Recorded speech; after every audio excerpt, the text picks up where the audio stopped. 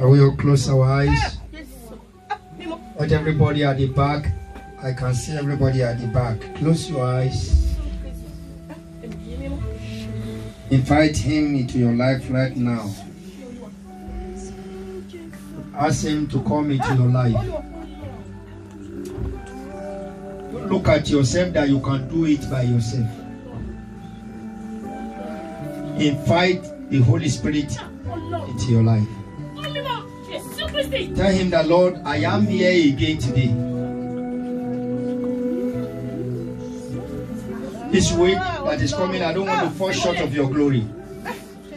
I'm here to receive you, Lord. Come into my heart. Dwell in my heart. Close your eyes. Old and young, close. It's when you close your eyes, you can be able to perceive. Learn how to manage your mind right now, so that your mind will not be wavering here and there. Stand as you are standing. Close your eyes. Transform your spirit realm into the thrones of the power. Invite the power of God into your mind and begin to release it. Lord, I am here again. Let the word of God of this afternoon, let it have impact in my life as we study the Good Morning Jesus this morning. I want the word of God, when it comes to your life, it will make you to have love. It will make you to submit yourselves totally. Totally. It will eradicate sin in our life. It will make you to forget. It will make you to live a happy life. It will make you not to pay evil with evil. I'm talking about the word of God. Who is that word? God himself. He is calling you back. He is calling you back. Begin to talk to him. Let's begin to thank him now. Father, we thank you. In Jesus' mighty name we have all prayed. Amen. Let us sit down. Hallelujah. Hallelujah. I bless the Lord in every one of us that are present here this afternoon in the name of Jesus. Amen. I say Calvary greeting to us in Jesus' name. Amen. The grace of the Almighty God will be sufficient for every one of us that are here today in Jesus' name. Once again, I need to appreciate every one of us that participates financially, morally, physically, mentally for a movable generation yesterday. I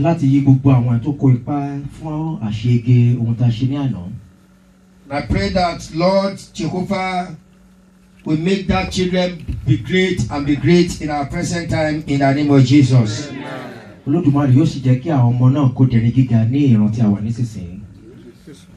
Not only for the children, also for all the mummies and daddy that are present here yesterday. You are awesome. You have done wonderfully. I look at many of them carrying speaker, arranging chairs, sweeping the floor when we finish. Gold and silver I have not. But what I have is the name of Jesus Christ. That grace of God will supply your needs in the name of Jesus. Be louder, amen. Now your amen is too weak. It is my privilege to be here this afternoon again. Now I just need to continue what I have started. It's not that maybe I'm going to be authoritative in this month, but I just said to the deputy shepherd, I just want to, they should just give me the grace for this period of time. And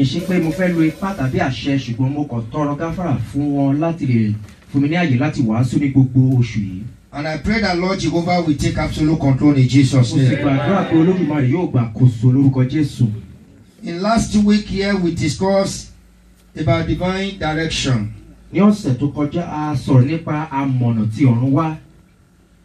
Let me tell you this, I want us to look up. It is those who hold on to his commandment of God that make them to be commander. Ẹni tó bá tẹ̀lé àṣẹ Olódùmarè ló lè di apàṣẹ. Hear this afternoon. It is those people that hold on to the commandment of the Almighty God, they all became a commander. Àwọn tó bá di ọ̀rọ̀ Ọlọ́run àti àṣẹ Ọlọ́run mú ni wọ́n lè di apàṣẹ. On that last week, we spoke concerning divine direction. A sì sọ̀rọ̀ nípa àmọ̀nà tí ọ̀run wá.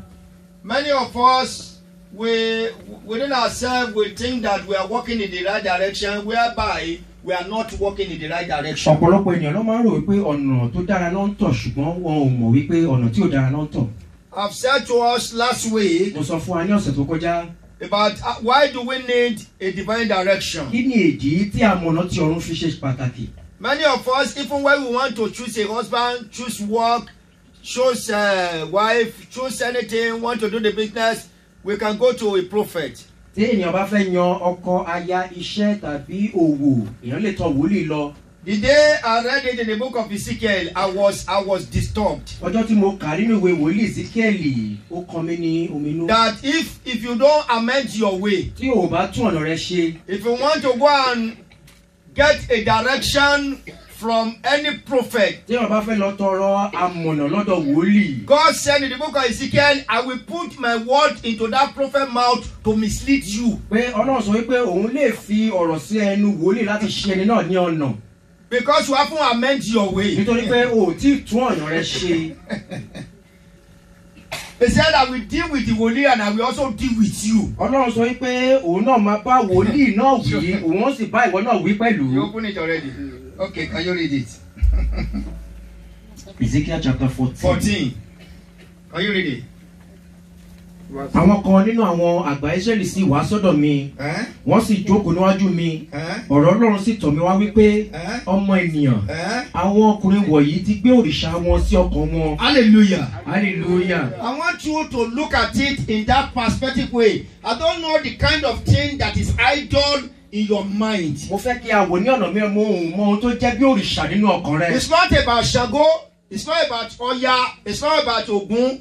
We are talking here now. There are so many things in your mind that is idol. A ò sọ̀rọ̀ nípa Ṣàngó, Ògún tàbí Ọya, bọ̀ ọ̀pọ̀lọpọ̀ ọ̀kan ló wà nínú ọkàn wa tó dúró gẹ́gẹ́ bí òrìṣà. So the Lord said to them, Ọlọ́run sì wí fún wọn wípé, that these people, because they have done this, nítorí pé àwọn wọ̀nyí ti ṣe nǹkan wọ̀nyí, they don't ask for the old way. wọn ò béèrè ọ̀nà ìgbàanì. But I will show myself to them that I am the Lord. Èmi ó sì fi hàn pé èmi ni Olúwa. I normally pray a prayer in this place. Mo máa ń gbàdúrà kan lórí òkè yìí. Ó ní rí bínú Ọlọ́run. You will not know the anger of God. You can deceive me. O lè tán ènìyàn. You can lie to me. O lè parọ́ fún mi. I myself, I can lie to you. Èmi kan lè parọ́ fún yín. You can lie to God. Ṣùgbọ́n a ò lè parọ́ fún Ọlọ́run. You can package yourself. O lè gbé ara rẹ bí ọ̀nà tí èèyàn kò mọ̀. Package yourself that things are all right. Wàá ṣe bẹ́ẹ̀ ni pé ohun gbogbo ló dára. But within you, you know that it's not all right. Ṣùgbọ́n nínú rẹ o mọ̀ pé ohun gbogbo ò ṣe déédé. And instead of you to submit yourself and amend your way, Kàkà kó tẹ́ríba kó sì tún ọ̀nà rẹ you are ṣe. still boasting on it. O sì ń gbé ara rẹ ga Let nínú me rẹ̀. tell you categorically Ẹ this jẹ́ kí n afternoon. sọ fún yín yékéyéké. If you are not careful, Tó o bá you will kíyèsára, end up in destruction. ìparun ni òpin rẹ̀. Finish that one quickly so that I can just finish it. Wọ́n sì fi ìdìgbòlù àìṣedédé wọn síwájú wọn. Èmi ó sì wá jẹ́ kí wọ́n béèrè lọ́wọ́ mi rárá bí. Nítorí náà sọ fún wọn kí o sì wí fún wọn pé báyìí ni Olúwa Ọlọ́run wí.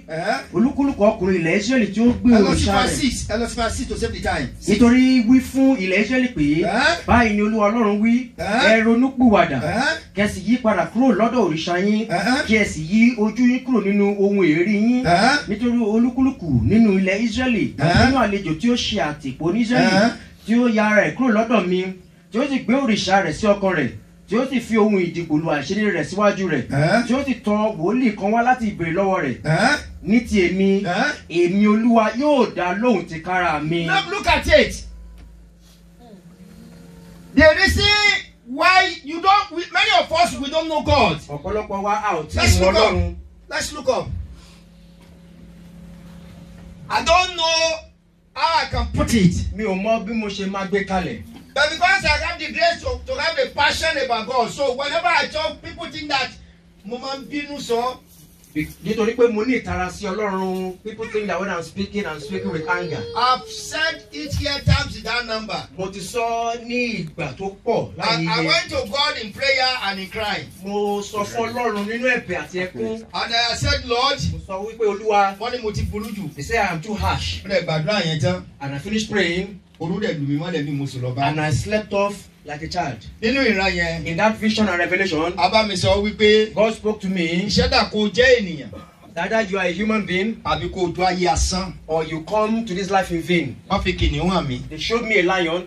Wọ́n dẹ̀ fi ọ̀dọ́ àgùntàn hàn mí. And they showed me a lamb. Mo wá béèrè lọ́wọ́ Ọlọ́run. And I asked God. Kí ni kìnìún? What is a lion? Kí ni ọ̀dọ́ àgùntàn? What is a lamb? Ó ní ọmọ kìnìún ni ẹ́. He said you are a cub of a lion. Ọmọ ọ̀dọ́ àgùntàn ni ẹ́. And you are a young lamb. Ẹni tó bá rí ẹ bí kìnìún. If they see you as a lion. Wọ́n fi ara mi hàn wọ́n bí kìnìún nínú ayé. I will manifest myself as a lion to them. Ẹni tó bá rí ẹ bí ọ̀dọ́ àgùntàn. Those that see you as a lamb. Wọ́n fi ara mi hàn wọ́n bẹ́ẹ̀. I will show them that I am a lamb. So anybody tó bá submit sí abẹ́ àṣẹ pé ọmọ ọ̀dọ́ àgùntàn ni ẹ máa bá wọn lò bí ọ̀dọ́ àgùntàn. Anybody that submit themselves and see themselves as a lamb, I will relate to them as a lamb. But if they see me as a lion, máa fi kìnìún ẹ̀ hàn wọ́n dọjọ́ ọ̀la ni. I will show them that I am a lion till eternity. Ó lu ẹ̀kọ́ tó 3 minutes. The sleep that I slept was not more than 3 minutes. Mo wá wò pé mo ni mo wà yìí. I wondered, I was lost. I said, where am I? Lórúkọ Jésù mo gbàdúrà fún ẹ. In the name of Jesus, I pray for you. Ó ní ṣìnà láyé ẹ. You will not be lost in your way in the name of Jesus. That your amen is too weak. Mo ní ó ní ṣìnà láyé rẹ. You will not be misled in the mighty name of Jesus. Ó ní rí ìbínú Ọlọ́run. You will not encounter the anger of God in the name of Jesus. Tó o bá fẹ́ lọ béèrè lọ́wọ́ Ọlọ́run. If you want to go and ask anything from God, ó lè jáwọ́ ìgbà tá a jẹ́ olùṣàgùtàn tá a jẹ́ wòlíì. it might even be we that we are shepherds and so-called prophets. tó o bá gbé ẹ̀mí àìdáríjì lọ sí ọ̀dọ̀ wòlíì yẹn Ọlọ́run máa yan ìtẹ̀jẹ́ ẹ. That if you go before that prophet with unforgiveness, God can even mislead you intentionally. ìwọ tún gbààwẹ̀ ọjọ́ mẹ́rin gbààwẹ̀ ọjọ́ mẹ́sàn-án kọ́ ni pé mo ti sọnù sínú ẹ kí a rí river Thames níbí kó bọ́ sí ti Niger Ọlọ́run máa yan ìtẹ̀jẹ́. That if you go before God with false pretense and confession, even singing songs and crying tears, God can still choose to deceive you. Parí ẹ̀ fún wa. Kíákíá. Verse 7. Verse 7. Verse 8, sorry. Èmi ó sì dojúkọ ọkùnrin náà. Èmi á tún dojúkọ ọkùnrin náà. Èmi ó sì fi ṣe àmì àti òwe. Èmi ó sì ké kúrò láàrin àwọn èèyàn mi. Ẹ̀yin ó sì mọ̀ pé èmi ni Olúwa. Aṣíwájú. Bí a bá sì tan wòlíì náà jẹ nígbà tó sọ nǹkan, èmi Olúwa ni mo tan wòlíì náà jẹ. Èmi ó sì náwó mi lé. Èmi ó sì rún kúrò láàrin Ísírẹ́lì ènìyàn mi. Èmi ó sì. Ẹni sọ̀rọ̀. Àwọn kan pọ̀ ní Celestia oníṣẹ́ àwọn wòlíì tẹ́ máa ń ṣe tí ò bá jẹ́ favourite ẹ̀ kò ní ṣiṣẹ́ wọn onítọ̀hún òun lọ sí ìkòtò. That there are some prophets that have favorites, they pray for some, they abandon some. Such people, they are going into the pit.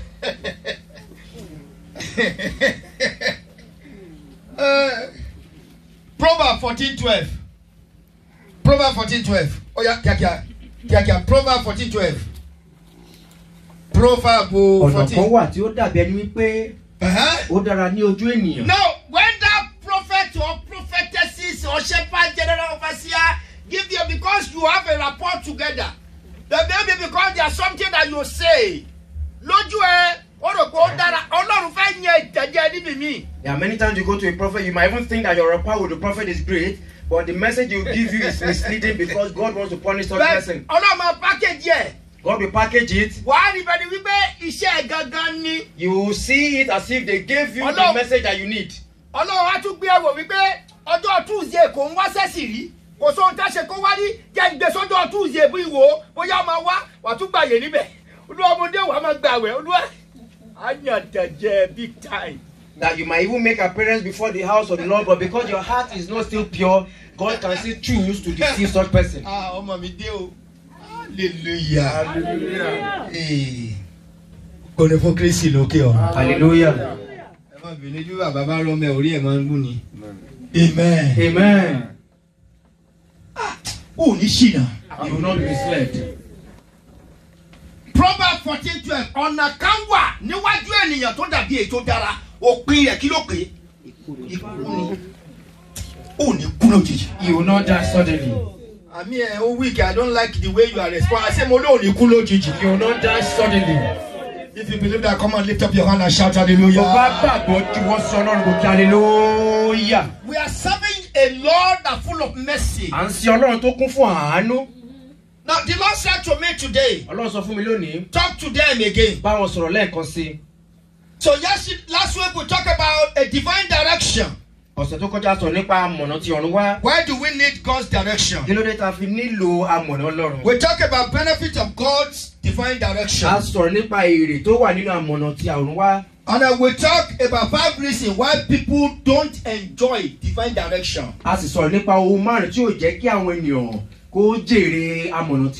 Today, we want to talk about decision making. So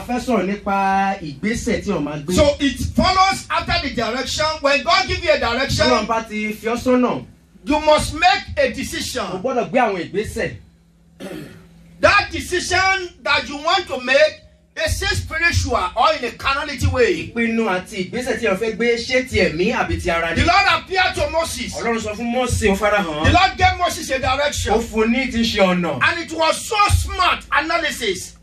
Many of us, that's why I said we must not, everything about smart analysis, God bless you, sir, let me hold this. It's all this smart analysis that I'm talking about. It must be specific, measurable, achievable, realistic, time bound.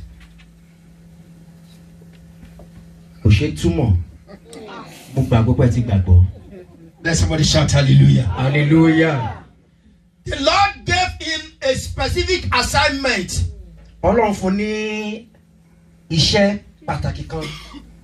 Lọ sí ilẹ̀ Íjíbítì. Go to Egypt. Lọ kó àwọn ọmọ mi kúrò lóko ẹrú. Go and take my people out of slavery. Màá kó wọn jáde ní ìgbà báyìí. I will take them out at a particular time. Bí mo ṣe máa ṣe iṣẹ́ mi nìyí. This is how I will perform my work. Màá na ọwọ́ ìbínú mi sí ara Fáráò. I will stretch forth my hand of wrath against Pharaoh. Tó bá di ìgbà kan màá sí ọkàn rẹ̀ lé. At a particular time I will harden his heart. Bí tí ẹni jẹ́ kó tẹríba. I will not even allow him to submit. So tẹ́lọ̀ mi ò bá tẹríba ọ̀run sí aya rẹ̀. Ṣé tí máa sọ̀rọ̀? Àwọn kan sọ pé ó pè wọ́n ní Judas Iscariot.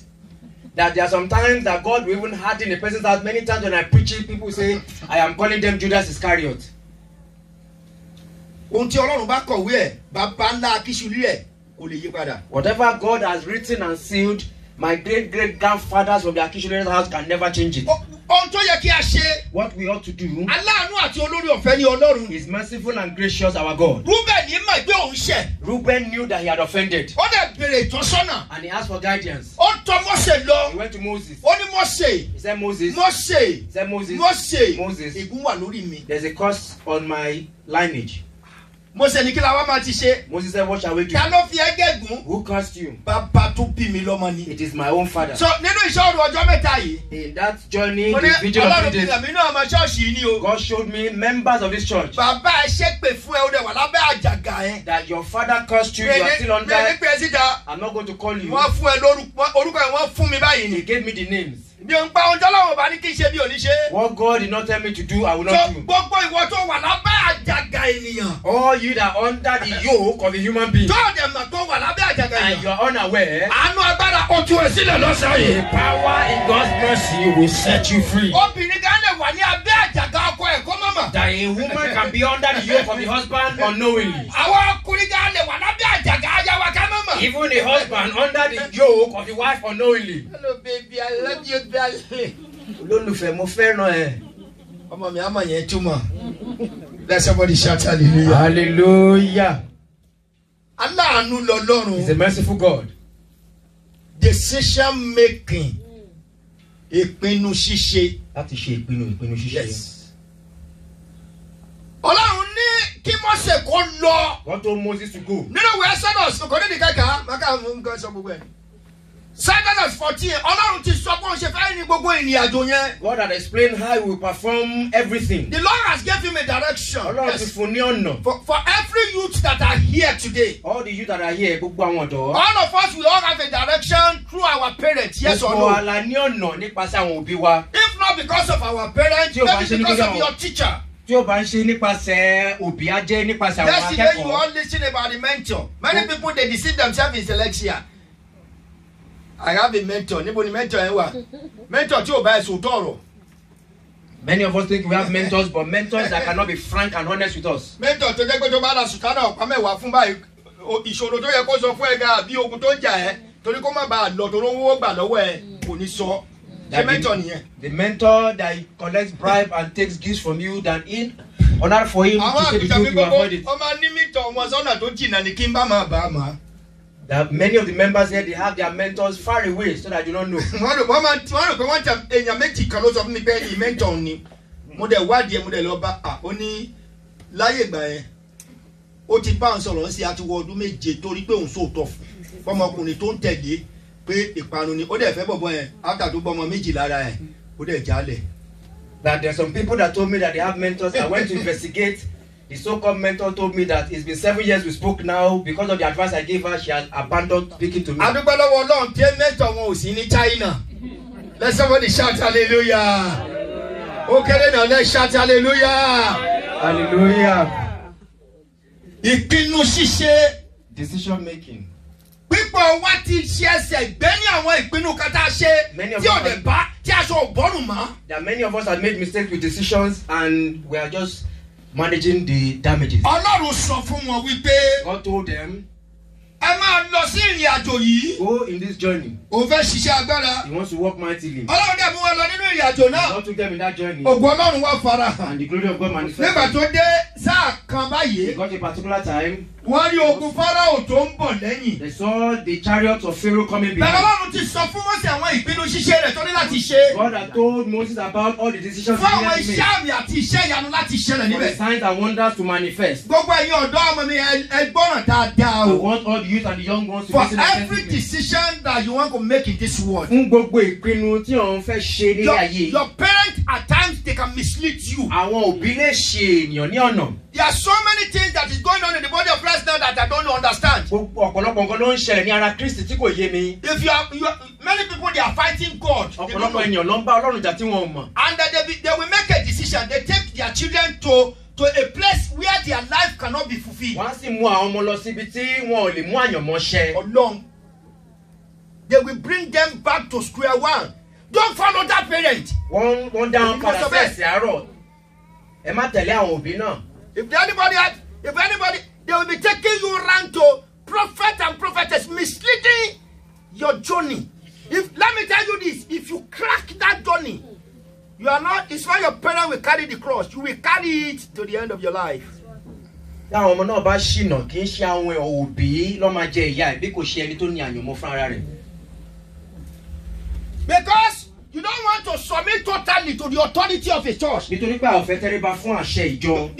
You follow the policy of your organization. But what about the policy of the kingdom of God? You don't surrender totally to it. Sunday totally by me in the church here. And your man, we are not going to that church. I'm not going to be mean. And you told you fellow and Gabai. Oh, yeah, when you to be a wallow your man by. Oh, Dakada, Pada, saying, what beer? Now, many of us, we get upset. You say that I'm not even going there next week. You take the children elsewhere. Whether the pastor there is an occultic group, he will still lay hands on the children and he will scatter their journey. All right, Ezekiel chapter 14. Your story is like that of Ezekiel chapter 14. You better repent. Many decisions that we are making this world alone as a Now many of us will put the blame on witches. What type of witch? They are actually powerless. What type of the power of masquerade? Agbára jẹ́, agbára eégún. Where are they? Níbo ló wà? When we have the awesome God. Nígbà táwa ní Ọlọ́run ìyanu. Ẹni tó dá ikú tí kò lè pa. He created death has no power over. It's the God that has uncountable names. It is because of your decision that are making you to suffer. Nítorí àwọn ìpinnu tí a mú ló jẹ́ kí a máa jẹ ìyà. Church, let us wake up. Ẹ jẹ́ kí a jí òdodo. It's a choice. Ìpinnu ni. When you make that choice, tó bá ti mú ìpinnu náà. It's there. He said the mark of a scar in your body is different from the normal one. Let me tell you that. Ojú àpá kì í ṣe bí ti ara. And we are misleading these children every day. Àrẹ ṣe àwọn ọmọ ìní ọ̀nà lójoojúmọ́. At a stage they will tell you, Mommy, we are not following you to anywhere again. Ó máa di ìgbà tó máa sọ fún wa pé àwọn ọ̀gbẹ́ni wa lọ síbi. We are losing them in Celestia. Nítorí náà lọ ṣe ń fi ìjọ mímọ́ sílẹ̀. I appreciate all of you that are in the movable yesterday. The Lord will make you to stand firmly in Jesus' name. Amen to that church, amen to that. Amen. And all the mommy that has support all those children, you support them yesterday. Many of them, they stood by their children. I really love it. You read me, who? And you will not know any trouble or sorrow. Decision making. God told Moses that all your decisions with the children of Israel that you brought from me, they told Moses, you know that we told you before we left Egypt, we told you. It's not that there were no graves there. Well, see where you want to destroy us. You don't want our children to see our graveyard. We are telling you. He said God revealed himself to you. He said he should carry out the immovable generation. Moses went back to his father. That's why I said here many of us hasn't understand this vision. This is grace. This is faith. Grace. If they give you any assignment from your school, if you don't have a knowledge to solve that problem, you go and meet mommy. Mom, same this assignment, I don't understand. You know, Uncle Tony said to me, I have to bring it tomorrow. I said, okay, Grace. Faith, you know what? Let me relax myself. You know, it has been a long time. Let somebody shout hallelujah. Now, if any assignment come through this door in any challenges, please show that if there's any assignment attached to anybody that God has brought under this roof, I have a God that can solve all. Where decision to for me maybe the solution is the person should buy a box of oranges for Thanksgiving for 7 Sundays. And the person should not fight or argue or cause any rancor for 7 months.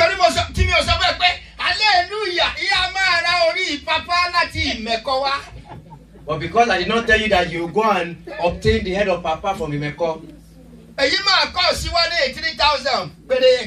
will cost you £3,000. That you are going to bath naked. Only Michael, no man when you read it is only Michael that will bath for you at that 3-way junction that you will not see the hand that's bathing you. You will not believe that your warfare has ended. You will say this is spiritual work. That you will say that all he says is that we should pray. The prayers are always answered. There is no warfare that can overcome prayer. That it is a life that is shortcoming before God that prayer will not avail. Improper decision making stands with God. That if you perform the instruction after hearing,